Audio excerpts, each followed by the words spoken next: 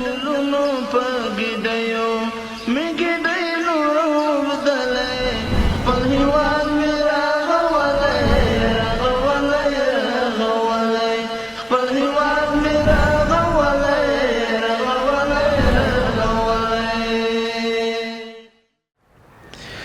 د ملي راډیو ټلویزیون قدرمنو لیدونکو او زما هیواد مهنمند خبرونه قدرمنو لیدونکو زما خانګل مرخیل سلامونه او نیکی هیله ومني خدای دې وکړي چې راته روغ او صحتمن بیاستئ دوستانو دا ځل زما هیواد مهنمند په خبرونه کې د ننګرهار کانال ریاست اړوند د ماهیانو فارمونو ته راغلی ما ګورو چې په دغه فارم کې ماهیان څنګه روزل کیږي څومره ماهیان تر روزنې لاندې دي او دغه راز څومره خلک پکې په کار بوخت دي خلک څه کوي څه نه کوي دغه راز دغه ماهیان د بازار هغه غوښتنه تقاضا پوره کولی شي که نشي پوره کولی څه نور کول پکار دي دغې برخې ته نو قدرمنو تاسې راسره دغه خپرونه تر پایه وګورئ او ملتیا مو وکړئ موږ دلته کارګرو سره همغږیږو مسؤلینو سره همغږیږو او دغه راز تاسې ته د ماهیانو دغه فارمونه له نږدې ښایو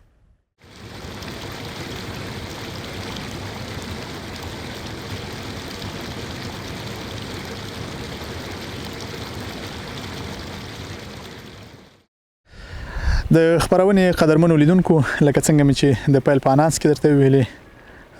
ماهیانو باندې خبرونه لرو نو زما تر خوا چې کوم کس ولاړ ده د همدغه ماهیانو د روزنې او تولید برخې مسؤل ده د سره غږیږو دا ورو چې د کانال په ځمکه دغه کوم فارمونه د ماهیانو چې دي د دې هغه ماهیانو روزنه څنګه ده تولید څنګه ده د به راته وایي مشره سره مشي نوم دې واخله او بیا په دې راته وغږیږه چې عموم کې کانال په ځمکه څومره د ماهیانو فارمونه دي او د دې هغه روزنې او د تولید ترتیب څنګه ده مننه زما نوم حضرت بلال قریشي د ننګرهار ولایت اوسیدونکی د بیسود ولسوالۍ او دلته په ریاست کانال دغه د ماهیانو په تولیدي برخه کې د سره کار کوم قریشي صاحب دغه اوس چې کوم ځای کې موږ تاسو ولاړ دلته د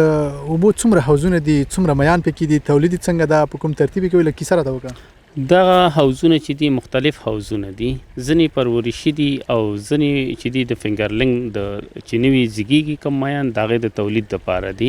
نو تقریبا موږ 30 حوضونه چې دي د مارکیټینګ دپاره لرو په جمع 40 حوضه راځي چې یو حوض زموږ 4 جریبه دی 4 جریبه او نور حوضونه چې دي لزبسوي دي یو حوض کې څومره کبان یا ماهیان تاسې اچوئ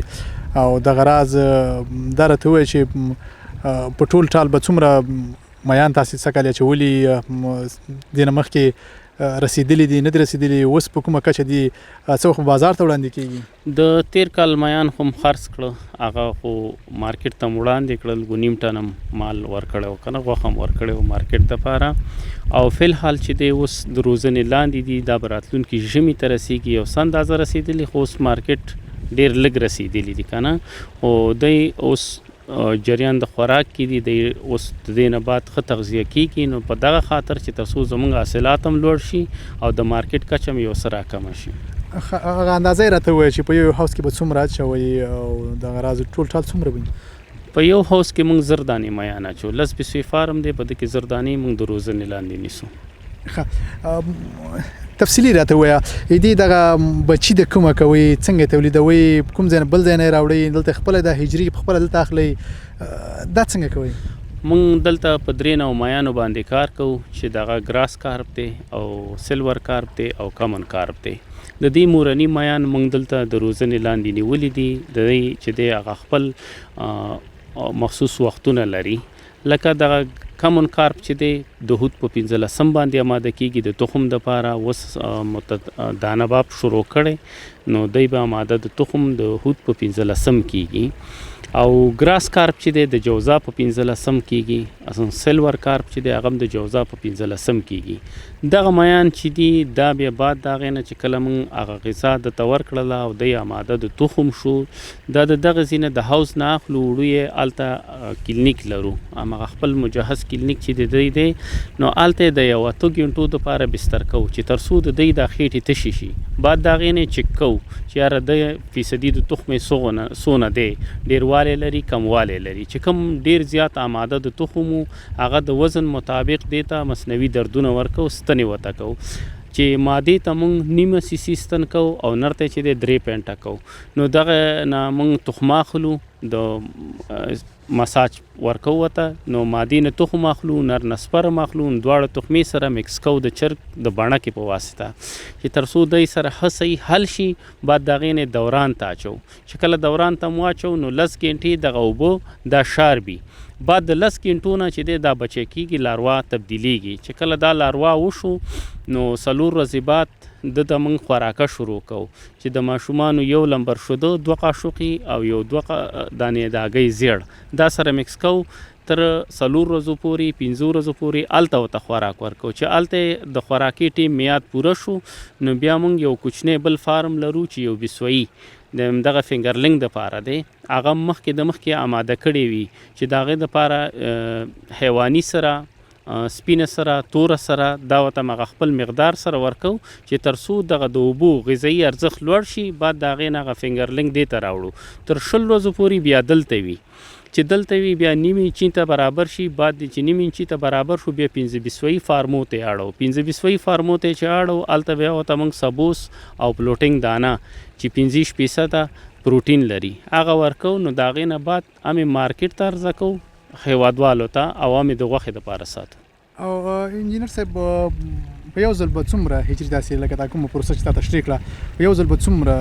دغه واړه بچي یا د هجري تاسې تولیدوئ، څومره اندازه؟ او دغه راز هغه د بازار کې چې څومره د خلکو غوښتنه ده هغې دپاره هم تاسې تولیدوئ که نه صرف هم دغه خپلو فارمونو د غوښې دپاره؟ دا خو چون دغه زموږ پروسه چې ده دغه 4 کاله کېږي چې موږ دغه پروسه روانه ده که نه، خو سټپ بای سټپ موږ مخې ته ځو. چې مطلب دا دی چې دغه مورني مایان چې زموږ ښه تغذیه شي او ښه تیار شي نو هغو نه زموږ حاصلات او تولیدات ډېر کېږي. که چېرته مثال د خبرې کوم امراض پې راغله، مرض پې څه وکړه، اغېزه وکړله، نو بیا طبعا 100% کمیږي. خو موږ فی الحال چې دی تقریبا 1 لک تولیدات د وړي چوزي لرو چې هم خپل همدغه د خپل د فارمونو بس کېږي. یو څه اندازه موږ ځان دپاره ساتو. دا مایان چې دي 8 میاشتې ټیم نیسي. په 8 میاشتو کې دی تقریبا کیلو، نیمه کیلو، 1.5 کیلو ته دی رسیږي. بعد د هغې نه چې دی بیا اعلان ته ورکوو، پروسه یې مخې ته ځي، قرارداد ته ورکوي. خوراکۍ څه شی ده؟ څه شی ورکوئ؟ څومره خوراک ورکوئ؟ د ورځې څو ټیمه به خوراک ورکوئ؟ خوراکۍ چې دی مختلفه خوراکه ده. سبوس ورکوو ورته د غنمو بور، او ورسره پلوټینګ دانه ورکوو ورته چې د 15% پروټین لري. ورسره ولوفه ورکوو، شنه ولوفه، رشقې نه کار اخلو، هغه ورته ورکوو. او دی په 2 ټیمه کې موږ دته غذا ورکوو چې د سهار 10 بجې دته غذا ورکوو، د غرمې 3 بجې. کوم تولید چې اوس تاسې لرئ، دغه تېر ځل مو تقریبا 9.5 ټنه حاصلات ورکړي وو، څومره هغه د بازار غوښتنه پوره کړي دي؟ باندې پوره کېږي که نه؟ د بازار غوښتنه خو عموما د ټول افغانستان مشکل دی. نو که دغسې پروژې په هر ولایت کې جوړې شي، که د ټول افغانستان بسنه ونه کړي، هغه د خپل د ولایت کچه خو به راټیټه کړي. اوس فعلا دغه موږ چې کوم تولید ننګرهار کې لرو، دا په کوم اندازه ده؟ څومره ضرورت نور ده چې دلته باید کار وشي؟ نو د ننګرهار مارکیټ کم از کم لکه زما په نظر د ورځې ژوندي میان د دی تقریبا 2 یا 3 ټنه میان تر کابله پورې د ژوندي رسوي که نه، چې مختلفو فارمونو نه یې ماخلي او وړي د هیوادوالو نه. نو دغه کچه په دغه بسنه نه کوي. هم دولت همکاري غواړي، هم چې د خارجي موسسات چې مثال د خبرې په دغه برخه کې کار کوي، هم وزارت زراعت باید په دغه کې کار وکړي چې دغه د سیندیزي حوزې کم د سین غاړې دي د دغه اجارې ټیټې کړي، چې تر څو هیوادوال وکولی شي چې په ارزانه اجاره ځمکه واخلي او دی ځان ته فارمونه جوړ کړي، چې تر څو افغانستان د میانو د نګاه نه خودکفا شي. مطلب دا چې دولتي سکتور سره د خصوصي سکتور هم مخکې لاړ شي، او خصوصي سکتور سره هم مخې ته لاړ شي، هم دولتي مخې ته لاړ شي. نو په دغه که دواړه همکاره وي او پروژې ډېرې شي د میانو. اوس مثال د خبرې دغه 10 جریبه فارم دی یا 40 جریبه فارم دی، که په راتلونکي کال کې دغه 100 جریبو ته ورسیږي، یو څه کچه دی کمی او همدغسې یو 100 جریبه که هیوادوال جوړ کړي نو د مارکیټ تقاضا به یو څه اندازه پوره کړي. که کار ورته وشي څومره په اسانۍ باندې هغه تقاضا پوره کېدی شي؟ نو که کار ورته وشي په ډېر اسانۍ سره پوره کیږي. په دې چې هیوادوال زموږ د افغانستان خاوره، زموږ د افغانستان خلک ډېر مینوال دي، د دغه برخې سره ډېره مینه لري او دوی کولی شي چې په ډېرې اسانۍ لکه د نورو هیوادونو نه په پرتله دوی ډېر مینوال دي. د میانو د روزنې په برخه کې، د مالدارۍ په برخه کې دوی ډېر همغږي دي. که دوی ته کار وشي نو ډېر زر به انشاءالله یو څه کچه راکمه شي. لدی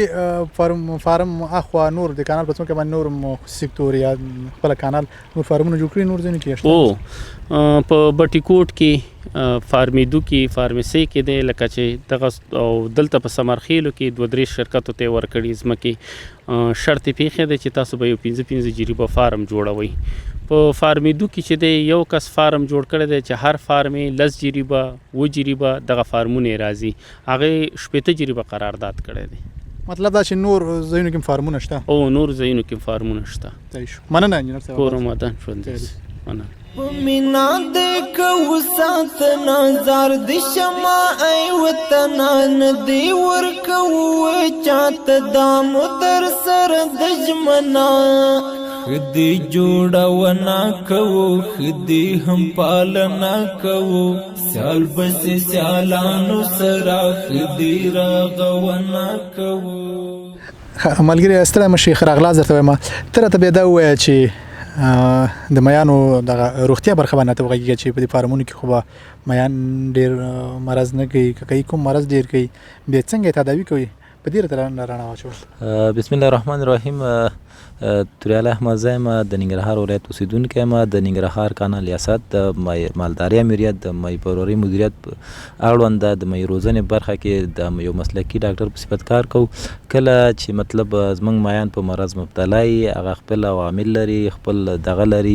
دوایانې ورته موږ استعمالو او دلته چې کوم یو امراض منځته راځي دا موسمي امراضونه دي لکه د ژمي خپل امراض دي، د اوړي خپل امراض دي، نو مختلف امراضونه دلته منځته راځي. که دا راته ووایي چې د ژمي په موسم کې کوم ډول ناروغۍ پکې رامنځته کېږي یا د اوړي په موسم کې علایمې کوم دي، څه پوهېږي تاسې چې مایي ناروغه شوې ده او تاسې درملنه کوئ؟ په ژمي کې خو داسې علایم دا دي او بله مسله ده کومه مریضي چې راځي هغه فنګسي ناروغي، خپله وایبروزیس ناروغي او کولمورایزم بل پارازیټي ناروغي چې په هغې کې زخمونه منځته راځي او بل حلقوي زخمونه منځته راځي چې هغې ته موږ وایبرو وایو. نو دغه په ژمي کې دغه ناروغي منځته راځي او زیاتره چې واقع کېږي فنګسي ناروغي او کله چې مطلب یو هاوس مونږ ګورو چې مطلب په مرض اخته دی نو هغې کې مونږ ګورو چې مای مطلب په مرض اخته دی نو هغه مای خپله چې دی یو غاړې ته یو څنډې ته وځي دغه کم دغه د لمر شواګان چې پرې لګېږي دې ته ځان وباسي او کله چې مطلب مونږ نږدې ورشو مای وګورو مای خپله یو خاصیت لري چې انسان وګوري کار شی وګوري ځکه د دې دښمنان زیات دي هغه له هغې ځای نه تراکي تښتي خو اما کله چې مای په مرض اخته وي هغه ځای په ځای ولاړي د تلو توانۍ نه لري نو موږ پوهیږو چې یاره دا په مرض اخته دی نو بالخصوص په ژمي کې چې دی ما مخکې هم درته ویلې دغه فنګسي ناروغي ډېر زیات دي. دې بیا هغه درملنه څنګه کوئ، څه ورکوئ، څه نه ورکوئ، په کوم ترتیب یې ورکوئ؟ د دې دپاره موږ داسې یو میتود لرو چې کله مطلب یو حوض وي هغه یو 80 سانتي ژوروالی ولري اوبه پکې وي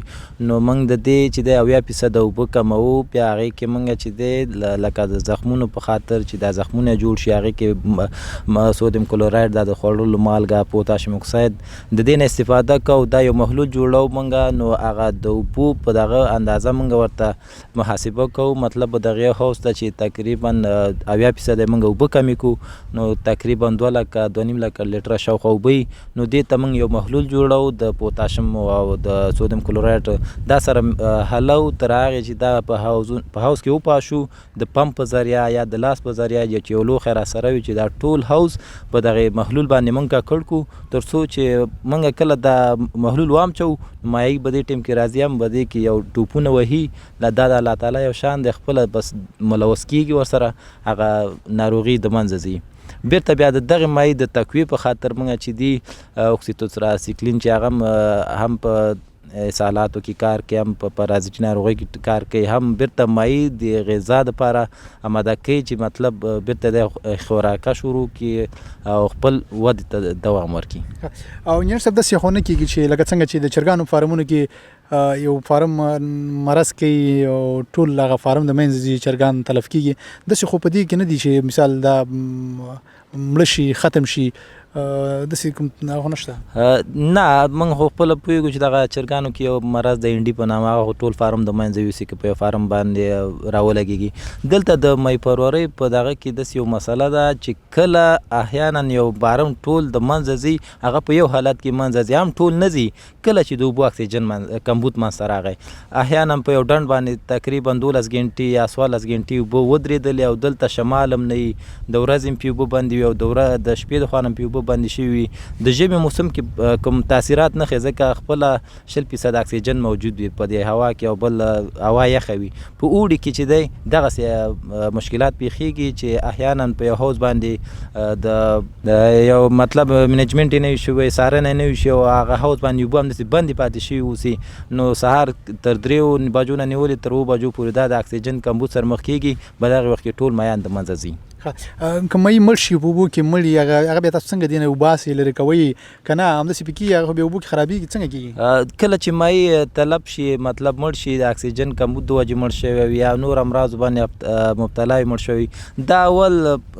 شیبو 2-3 غنټو کې دا دننه په د فرش باندې پروت مطلب د اوبو تل کې بیا دا 3 غنټو بعد اوبو سر ته راخیږي نو کله چې زیات خراب شوی اوسي د هغې خېټه پړسېږي د خوراکه وتلی وي نور مطلب قسم بوی نه کوي خو بیا موږ پوهېږو چې مطلب او کله چې مطلب د اکسیجن د کمبود د وجې مړه شوي وي نو هغه ډایرکټ بیا ماسر کې پاتې وي او که نور د امراضو د وجې مړه وي هغه وروسته ځان ښیي او عمده مشکل همدا د اکسیجن د کمبود دا ده چې کله پې اوبه بندې شولې نو هغه فارم د سکو سر مخ کېږي مطلب دا چې دې تلف کېده عموما د اکسیجن د کموالي له امله که اکسیجن ورباندې کم نه شي هېڅ مشکل نه لري هېڅ مشکل نه لري مۍ روزنه ډېره اسانه ده صرف منیجمنټ مو غواړي او چې منیجمنټ یې وشي هېڅ مشکل نه پیښیږي واړه بچي ډېر مرض پیدا کوي او که دا چې غټ شي تقریبا کیلو نیمه کیلو دې ته ورسېږي بازار ته چې وړاندې کوي دغه ټیم کې کوم ټیم کې مرض ډېر کوي دا چې دي دغه بچي په ټیم کې خو مرض به ډېر زیات پې دغه کېږي ځکه که چېرته یو فارم د کمزوری ساتلی اوسي خوراکه دې نه وي ورکړي سبوس دې نه وي ورکړي هغه هم داسې کمزوري حالت کې وي نو هغه بیا د ژمي موسم کې ډېر طلب به دې کې چې یخ وهنه پکې شته ده فنګس بیا زیات اخته کېږي ځکه کمزوری اوسي نور تنی نری اوسي سر ډبل اوسي نو هغه بیا نو به د یخ اوبو کې او په دغه موسم حالاتو کې بیا ژوندی نه پاتې کېږي تلف یې زیات دي او دغه غټان میان چې دي نو دوی هم په دې کې یو قسم دي چې موږ رهو په نامه ده نو هغه نه لرو هغه هم چې دی د زیاتو یخ اوبو سره مقاوم نه دي مطلب د زیات اوبه چې یخ هغه هم تلف کوي مننه ډاکټر صاحب له تاسو هم مننه چې راغلې او زموږ احوال مو واخیسته کور مو آباد مننه قدرمنو لیدونکو د میانو فارم په پروژه کې هغه ډاکټر ده چې دغه میانو تداوي او درملنه په غاړه لري نو تاسو خبرې واورېدې قدرمنو خپرونه مو جریان لري او یو کاریګر یو یا دوه کاریګرو سره مغږیږو بیا خپرونه پای ته رسوو ګران افغانستان وطن می ګل پوشن ښایسته مسکن می په غرو او رغو یې مین ګران دی راته هم لتن می ما د شولې دلته څه مغرورې کړکړې غر کې شوې په دې خاوره کې څه امپراتورۍ د خپرونې قدرمنو لیدونکو د پیل په انانس کې مې درته ویلي چې د کانال ریاست په ځمکه باندې د مایانو فارمونو ته راغلي وو دغلته په دغه فارمونو باندې خپرونه لرو د کانال ریاست مطبوعاتي مسؤل سید همایون غریمل زما تر خوا ولاړ ده د سره غږیږو او له دا اورو چې د کانال په ځمکه باندې څومره ساحه کې د مایانو فارمونه جوړ شوي دي څه پلان نور شته ده دی به په لنډه ول راته ووایي غریمل صاحب ستړی مه شې ښه راغلاست درته وایو د مایانو په پروژه باندې راته وغږیږه د کانال په ځمکه باندې څومره د مایانو فارمونه لرو څومره کار ورته شوی ده څه آینده کې پلان ده مهرباني ډېره زیاته مننه په ختیځ بیا په ټوله کې ننګرهار د دې آب و هوا د کبانو یا د ماهیانو صنعت دپاره د روزنې لپاره ډېره مناسبه آب و هوا لري له ډېره زیاته نیکه مرغه د ننګرهار وادي کرنیز امارتي شرکت رهبرۍ په خپله ځمکه ثمرخیلو ساحه کې په 7 جریبه ځمکه باندې نږدې 40 د مایانو ډنډونه جوړ کړي دي چې په دغه ډنډونو کې اوس موږ له ښه مرغه نږدې 90,000 ماهیان لرو چې په دې کې تقریبا 80,000 د غوښې په موخه ساتل شوي دي، یعنی دغه د پلور لپاره دي، او 1,000 په اندازه باندې چې کوم ماهیان دي دا اوس بچي دي د دې د روزنې نه وروسته چې کومه ټاکلې اندازې ته رسیږي بیا به هغې نه وروسته پلور ته د خیره موږ وړاندې کوو. په ټوله کې د دغه صنعت د ودې دپاره د کبانو د صنعت د ودې لپاره د ننګرهار وادي کرنیز اماراتي شرکت رهبرۍ په دوم فارم کې همدارنګه په همدغه زموږ د ډنډونو نه ورهخوا خصوصي شرکتونو ته هم موږ د دغه صنعت ته د کار کولو او د لا زیات پرمختګ لپاره موږ زمینه برابره کړې ده. غریمل صاحب نور راتلونکي کې څه پلان شته چې دغه فارمونه به زیات شي او دغه راز کوم چې اوس جوړ شوي دي دا خو به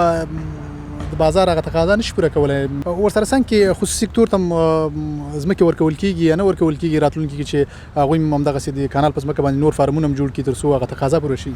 بالکل، ولې نه، د همدغه زموږ د همدغه ثمرخیلو چې دا کوم ډنډونه دي د دې تر سیر ما هم دغلته یو شمېر کرنیز شرکتونو ته موږ ځمکه په واک کې ورکړې ده، دوی په هم د مایانو ډنډونه او حوضونه جوړ کړي دي. له ښه مرغه په دوم فارم کې هم هلته د مایانو حوضونه زموږ کرنیزو شرکتونو جوړ کړي دي. د دې سره په خوا کې په راتلونکي کې هم یو شمېر پلانونه شته دی چې یو شمېر کرنیز شرکتونه به دې ته ورته لا زیات ډنډونه جوړ کړي. څومره غوښتنه موجوده ده د وطنیو میانو اخیستو برخه کې مارکیټ کې؟ تاسو به طبعا مارکیټ هم دا وړاندې کړي، نرخونه یې څنګه څومره ښه مارکیټ لري او دغه راز تاسو د مارکیټ برخې لپاره بیا څه پلان کې لرئ یا نه لرئ؟ ډېره ښه پوښتنه ده. له ډېره ښه مرغه موږ د همدغه ډنډونو نه د خپلو د همدغه ډنډونو نه شاوخوا څو میاشتې وړاندې تقریبا 9.5 ټنه